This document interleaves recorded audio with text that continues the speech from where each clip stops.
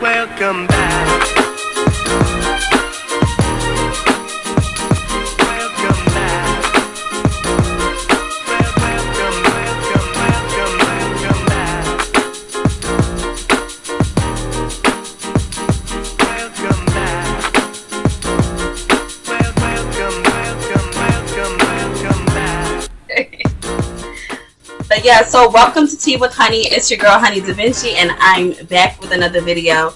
And yes, I know it's been a while since I put out new content, but I just want y'all to know that I really, really, really appreciate the support. I've still been getting views on my old videos, even videos as long as a year ago. I'm still getting comments on them, still getting notifications for them, and I definitely, definitely, definitely appreciate the love and support that I've been receiving. So I know it's the middle of the season, but I had to just jump in on this season of Love and Hip Hop, season 10, episode 7. And so this season has been a very rocky season. It's been very much based around Erica and Safaree's relationship and all the drama that they've been going through together. But this episode specifically was the baby shower. So this baby shower was between Erica and Bambi. And we find out on this episode the extent of the trials and tribulations between Bambi and Scrappy. Because if you watch the couples retreat or whatever the fuck it was like, oh, it's a family reunion for Love and Hip Hop. You know, Mama D was like putting Scrappy and Bambi on blast that they was getting a divorce. And so, you know, they denied it. You know, they said they just had like a little rough patch. But now on this episode, Bambi just comes out and confirms it. And at this point, I feel like Bambi is just straight up done. She's over it. She's not hiding it anymore. She's not wearing her ring. She's had enough. And we're going to get into what we think is going on with Scrappy and Bambi. You know, because there's always two sides to the story. The next scene we see Scrappy, BK, and Safaree having like a little guy get together or whatever. Basically a hot ass mess is what I want to call it. And basically it's just a bunch of fools giving fool advice. The blind leading the blind is basically what this get together was. Because Safaree's over there complaining about Erica, Scrappy's over there complaining about Bambi, and BK's over there complaining about Sierra. Nigga, she don't want you. Move on. At this point, just move on. Like, why are you in married folks' business talking about a woman you're not even with anymore? Move on. It's time for you to let that chapter go. But basically, you know, during the axe throwing that they were having together, Safaree showed a picture to the guys of a vase that Erica threw and broke on the floor. Now, when I saw that, I was like, damn, that's not a good look, because as of now, we really don't have anything to go off of with Safaree and Erica besides the bullshit that we see Safaree doing. But he got pictures of her destroying property and shit like that. Like, girl, you taking that shit to the next level. You need to calm down. You need to calm down a little bit, because Safaree's going to try to spin that narrative, girl. And if you don't know that it's coming, just watch. I guarantee you Safaree is going to attempt to spin that narrative at some point in time, because right now everybody is like, fuck Safaree, because he's mistreating his pregnant baby mother, you know? So later on we find out that the reason that Erica threw the vase at him is because she asked him to go get Pampers and diapers, Pampers and wipes, and he was on some shit like, I'm always going to choose me over y'all. So they on some bullshit, y'all. It's tacky, it's tired, and they need to go to couples counseling or something. And if they're not going to get a divorce, then they need to relax on each other with all that toxicity, especially since Erica's pregnant. And all that drama is just going to go straight to her baby. The next thing we see after this is the Ahmaud Arbery birthday party. So Ahmaud Arbery is a young man who was killed unfairly, unjustly. And it was his birthday party for, you know, like a celebration of his life. And Yandy and Mason and Young Jock were all throwing this event with his family and things like that. And I just wanted to take this moment to just acknowledge all that Yandy does for the community, because I don't know about everyone else, but me specifically, I appreciate people who do these type of events for our people, because we need people out there who have brands, who have platforms, who can reach larger groups of people to host these types of events for people to come out to and show that they care about what's going on to our people in these streets, because it's just to the point where it's just sickening to see so many of our people die countlessly and unjustly. And it's just nice to see another person who looks like me going out there and giving back to the community, and even with her fame and fortune, still constantly giving back. Constantly, anytime you see Yandy, you see her doing something for the community. Any show Yandy's on, she gonna make some room for some giving back, and that's just a fact. That's just the fact of the matter. It just is.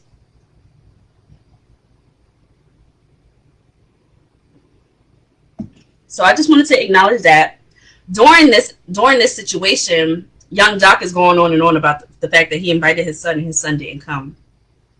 Now, if you watch the family reunion, then you know that Young Jock's son didn't fall too far from the tree. He seems like a nice kid to me, but he definitely needs a little bit of guidance. He's one of those young men who are still trying to find their way, and he can't seem to get in tune with what's actually happening. He's still walking blind. I feel like all of us have our moments in life where we're walking blind, usually when we're very young, probably like in our 18s, 19s, 20s, early 20s.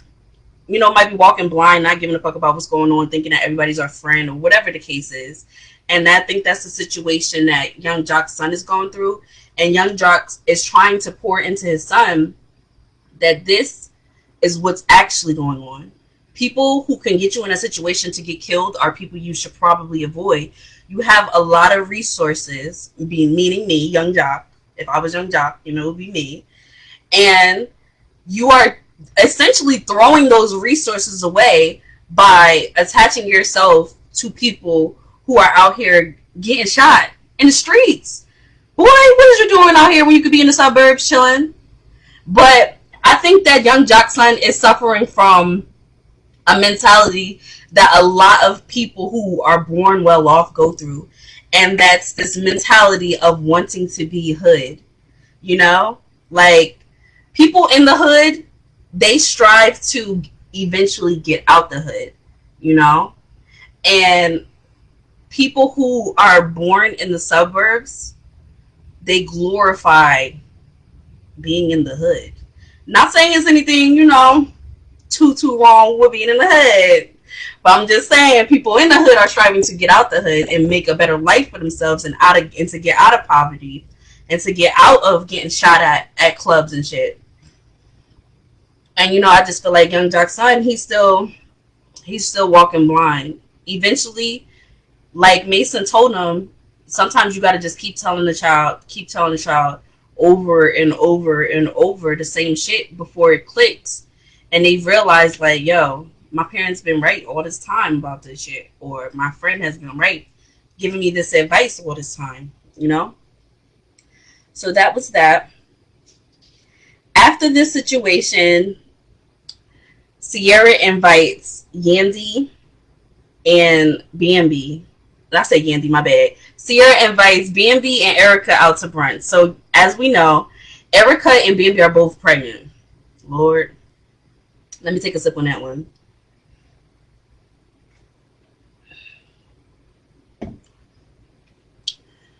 Erica and Bambi are both pregnant. And so, in this episode, we get to see that Erica and Bambi's experiences with pregnancy are not too different from each other. Now, for all this time, we've known that Safaree is a piece of shit. Safaree is a wolf in sheep's clothing. I'll get into that later on in this episode.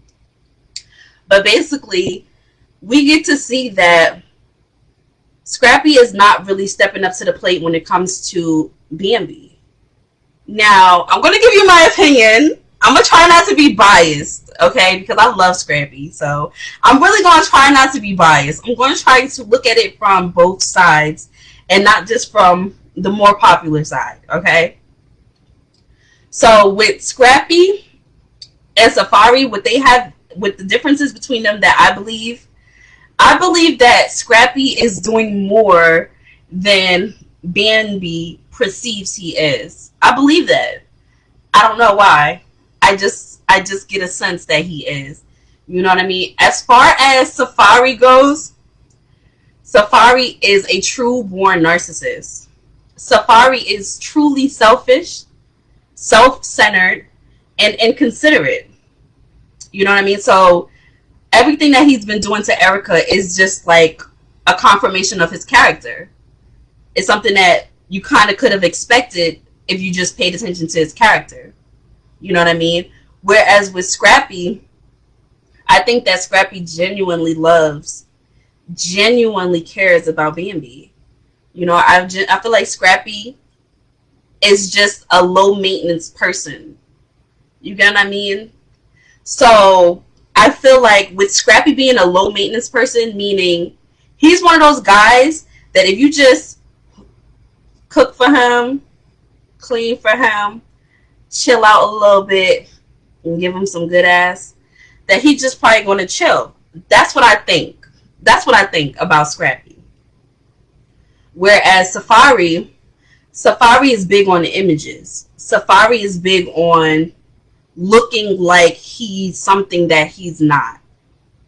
He needs more time, attention, ego strokes, and he needs you to basically enable him to do whatever the fuck he wants to do and be his sidekick. He needs a sidekick. Whoever ends up with Safaree in the long run is probably going to be like a sidekick. Somebody that he can tag along with, like he used to do with Nicki Minaj, or somebody who's going to tag along with him and basically co-sign anything he wants to do.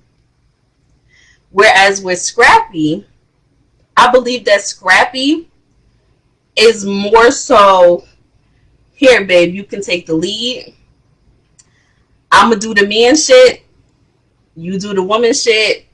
And every now and then we can meet in the middle. I feel like the fact that Bambi has been pregnant for 3 years straight, it's really conflicting with her confidence, her money, and the way she views Scrappy. Because I feel like sometimes when certain women, not all women, some women get pregnant and they change, right? Not just physically and hormonally, but they change overall. Because now it's kind of like, you know, when people get married and they change, it's like, you're mine, I got you. Now let me start imposing my beliefs onto you to change you into who I feel like you should be.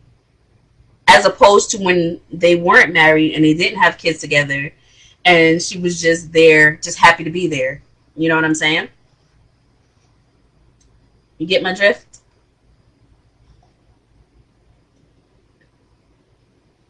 So now, Scrappy's like, girl, you knew I was a rapper before you met me.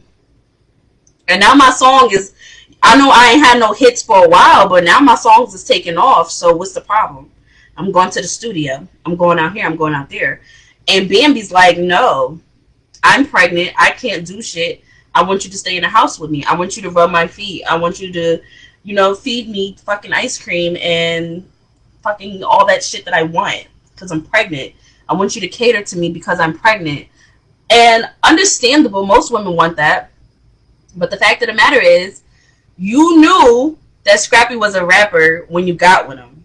You knew he had a career that involved traveling, that involved being out on the road and doing all of these things. If it's an issue of not having support, hire someone. Like, hire someone. I feel like instead of hiring someone, she just wants Scrappy to submit. Scrappy's a man. He's not going to submit. He's a manly man at that. He's not going to submit to you, Bambi, ever. He might compromise. He might, you know, give you a little bit of leeway, but he's never going to submit to you. He's a man. You have to give him enough space to go handle his business and support and trust to make him be happy to come home. But that hasn't been the case, and I think they might actually get divorced because Bambi don't give a fuck right now. That I don't know if it's just the hormones talking or what, but Bambi don't give a fuck. She ready to go. She like, yeah, I'm out. Look, I'm ready to drop this baby, get this paperwork done, and go live my life. That's the vibe I get. After this scene, we see Bambi and Scrappy actually meet up. Now, this scene actually hurt my feelings because I really like Scrappy and Bambi together. I think that they made a cute couple, but cute ain't all that it takes to keep a relationship alive. There's some good shit up in here.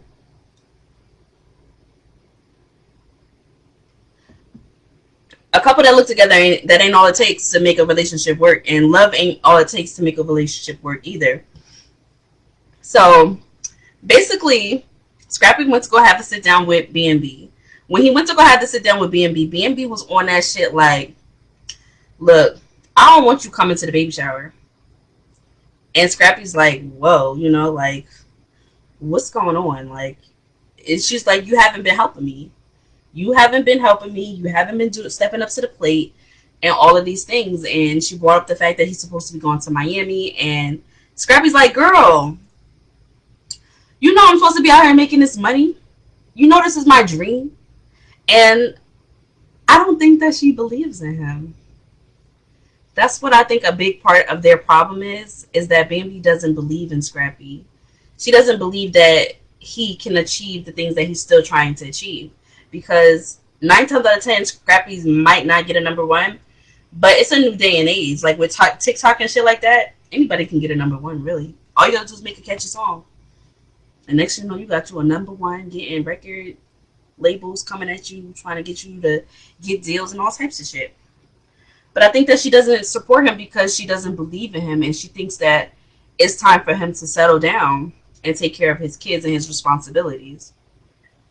But Scrappy loves what he does, and he loves his craft. And he's talking to people like BK and mother freaking Safaree. So when your man is out here talking to people like Safaree and BK, 9 times out of 10, he's not going to hear you. The worst thing that happened within the situation with Bambi and Scrappy was them exchanging insults. I hate seeing stuff like that, especially with people who love each other, because it's like when you're communicating with your significant other, you have to use your listening ears. You have to use your listening ears, because if you're just talking to them to make a point and you're not listening, you're losing information. You're not receiving information.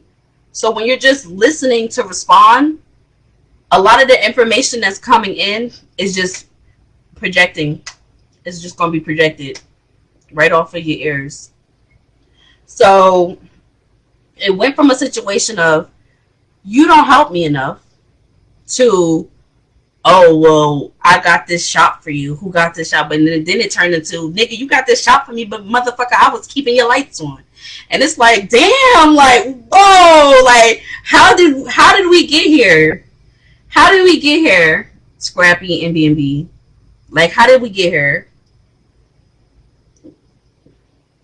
How did we go from, you're not helping me enough, to, I was keeping your lights on? You know? It's a communication situation. I honestly feel like they could probably get everything back in track and back on board eventually if they were to sit down with like a counselor and to work on their communication. Because if you are going into a conversation with your significant other and you're going into it with the mindset of, I want to be right, or I want to show this person that they're wrong, then you're never going to get anywhere. You have to communicate. You have to talk about, you have to realize y'all on the same team. The goal is the same for both of y'all. If y'all married especially, the goal is to be together forever and to be happy with each other. So y'all not enemies. All you have to do is figure out a way to communicate effectively and not in a way where it could be received as belittling or demeaning, you know? So when when Bambi was saying to her man, like, listen, I feel like you weren't there for me enough. I feel like Scrappy got defensive and started to project, like, I do all of this stuff for you. Like, how can you not feel that I'm doing all of this? I'm getting up in the middle of the night checking on the kids. I'm getting up and helping you with the kids. If you ask me to do stuff, I'm getting it. But then if I'm already doing something for you and you want me to do something else, then you want to go and start to do it yourself because I wasn't moving fast enough. I'm going to move on my time, but I'm still being here for you. And Bambi's just like, nigga, move. Move. I want it now. You know what I'm saying? Because she's pregnant. So it's a conflict there, but they could definitely get past it with some counseling. That's what I think. Okay, so after Bambi and Scrappy meet up, this one, this situation right here is a touchy situation. Spice has to sit down with her man. And it wasn't even like a real sit down. It was like they were just at home chilling. And Spice's man decided that he wanted to confront Spice about dancing and being the queen of dance hall. And so this is a situation that I 100% don't give a fuck how good you look. That's wrong. All right, let me take a sip and I'm going to get into it. Hold on.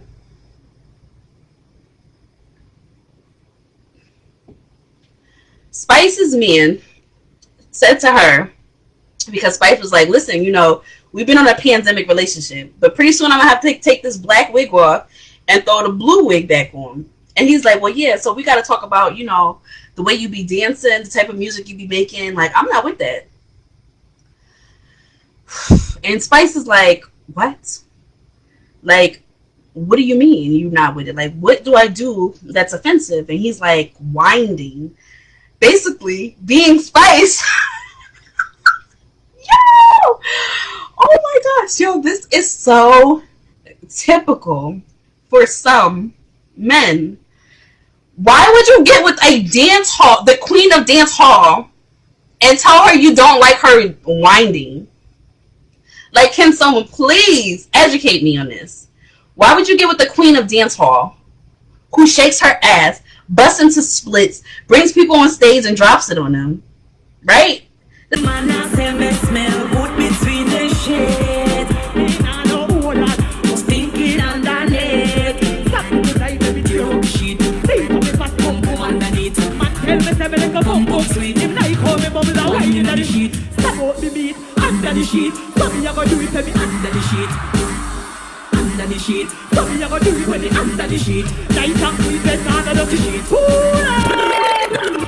This is her whole career. You are a part of the Love and Hip Hop production. So if anyone was to know what Spice does behind the scenes and on stage, it would be you.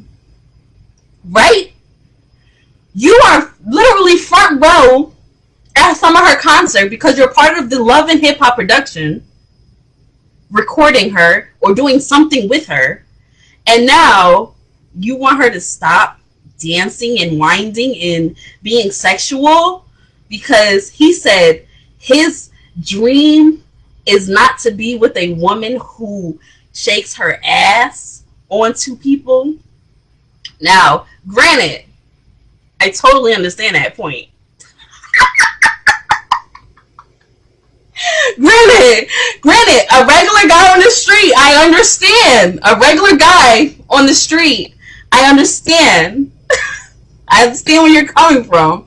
That's a tough pill to swallow. But this is Spice. You don't get when Nicki Minaj just tell her, I don't want my girl talking about her pussy anymore. It's fucking Nicki Minaj. You don't get with Kim Kardashian and tell her, hey, no more bending over and showing your ass for cameras. It's fucking Kim Kardashian. You don't get with the queen of dance hall, Spice, and tell her you don't want her fucking winding anymore. Like, If you want a Stepford housewife, you get you a Stepford housewife. Okay? If you can't handle a bad bitch, then stay away from the bad bitches. That's basically the moral of the story. But he wants to change her, and that's the problem with a lot of people, men and women. Females get with gangsters and want to turn them into Russell Wilson. Guys get with Superhead and want to turn them into motherfucking Sister Mary Clarence. Listen, you gotta be with people who are already who you want them to be. Stop trying to find people and turn them into who you want them to be. And that's all I'm gonna say about that situation. Alright, so after this scene, it was a scene with Jock and his son. It was a scene with Jock and his son, and they're going at it because Jock's son is friends with this guy who literally got into a physical altercation with his security guard at his club, and the boy got shot. Listen, because what are you doing out here risking your life? Like, what are y'all doing? Like, why? Why are you fighting security? They're just doing their job. Like, hello? Somebody, is anybody home? But basically, Jock's son is more concerned with the well-being of his friend. I mean, understandable. It's a little bit understandable. It's his friend. They've probably been friends for a long time. And now his friend's shot, so he wants to check on the well-being of his son. But it's like, your friend just almost made me lose my club. Like, so if your friend just almost made me lose my club and I'm your father, your loyalty is to me. And that's a fact. That's a fact, Jack. Like, I understand that Jock hasn't always been there for his son. I understand that they don't have the strongest connection in the world. But you have to have loyalty to your parents. You just have to. It doesn't matter. I mean, certain shit does matter. Like, if your parents are abusive, then fuck them. If your parents are toxic, fuck them. But if your parent is like Jock is with his son and trying to be in his life and trying to help him grow as a person and bring him on the show and give him exposure that could help change his life, and your friend is coming to your father's place of business and getting that shit shut down, then you definitely need to at least give him space. You know? At least give him space. But I understand where Jock's son's coming from, where it's like, you can't tell somebody you love them and then abandon them. So it's like, it's two sides of a coin, and then Jock and his son got into a really heated argument that broke his heart. And I saw the clip of the next episode, and Jock fucking throws a chair, like, at the wall. Woo! He want to fuck his son up. And I understand. But, damn. And last but not least, the final scene of the show is the baby shower. Bambi and Erica's baby shower. First and foremost, can we just acknowledge the fact that Bambi and Erica look fucking beautiful? And Sierra too. I love that purple dress. But basically, so Sierra threw the party for the girls. And right away, before Erica even gets there, Scrappy and Safaree are talking to Rashida and Kirk about how terrible their relationships are right now. The state of their relationships and things like that. And that just brings me to the thought of the benefits of privacy in a relationship. Give me 1 second. Let me take another sip.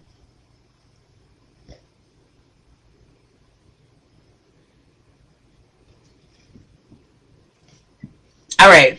The benefits of privacy in a relationship. So what do I mean by this? Erica comes into the party. She's talking to Rashida about what Rashida just heard from Safaree for talking shit about Erica, right? So Safaree was talking shit about Erica to Rashida. Rashida goes and tells Erica that, hey, Safaree was talking shit. So Erica starts talking shit about Safaree. But now Safaree's mad that Erica's talking shit about Safaree in front of a group of people which he was just doing before Erica got there. Yo, these men is crazy sometimes. Like, did you just hear that breakdown though? And so he got so mad, he left his own baby shower because apparently only Safaree is allowed to talk about his relationship in front of groups of people, not his pregnant wife who just got informed that you was talking shit. Are you fucking narcissist? So if you meet a man like Safaree, run. Run. Run. Safaree hunted Erica down. I witnessed that shit, and I wasn't even there. He did the shit on camera. You can go look it up. Safaree and Erica was on that haunted show. It was like the haunted house show with Tiffany New York Parlor and a whole bunch of other celebrities. And he was on Erica's heels. And now that she's your wife and she finally gave in and she's loving you and giving you her time and attention and dedicating herself to you, this is how you act? Beware of wolves in sheep clothing. Beware, because they're out there, and bitch, they will make you go crazy. So don't let them fuck you up, girl. Fix your crown and keep it moving. Bambi is just done. Yo, I like Bambi because Bambi kind of a real nigga. Like, you know what I mean? Like, she is not a feminine woman. Like, she's feminine in her appearance. She's definitely beautiful and statuesque. But, like, her mentality, the way she carries herself, she a nigga. Bambi is a nigga. And she is definitely going tit for tat with Scrappy. And that shit is biting her in the ass. And they don't realize it because right now they're angry. But that's why I don't believe in tit for tat. If you gotta go tit for tat with me, just let me go. Because I'm not with that tit for tat shit. I ain't with it. If I hurt you accidentally, don't hurt me on purpose. Because now I'll be real mad. Because what the fuck? I did it by accident. Niggas be out here hurting people on purpose. And so I think that it would probably help Erica and Safaree's relationship if they both just decided to stop running their mouths about their personal relationship problems to people around them. Because clearly Safaree only likes when it's him doing it to Erica, and he doesn't like when Erica's doing it to him. Like, it's okay for him to go on social media and say that Erica was his biggest regret. But it's not okay for Erica to go on social media and say that he's a deadbeat dad. You know what I mean? It's okay for him to go to his own baby shower and say, oh, we're not happy. All this stuff. Fuck them being pregnant. It's not an excuse. But it's not okay for Erica to say, he told me that he'll never choose me and the kids over himself because we asked him to get diapers and wipes. That just makes him so mad he needs to storm off. Overall, I'm excited for this season because this has been a very good season and definitely a good way to bring back the whole franchise. With all this drama between Erica and Safaree, like, they got the season on their backs. They carrying the season with their drama. I love you guys. I'm here to stay. I'm not going nowhere. I love y'all. Like, share, subscribe. And I'll catch you guys on the next video.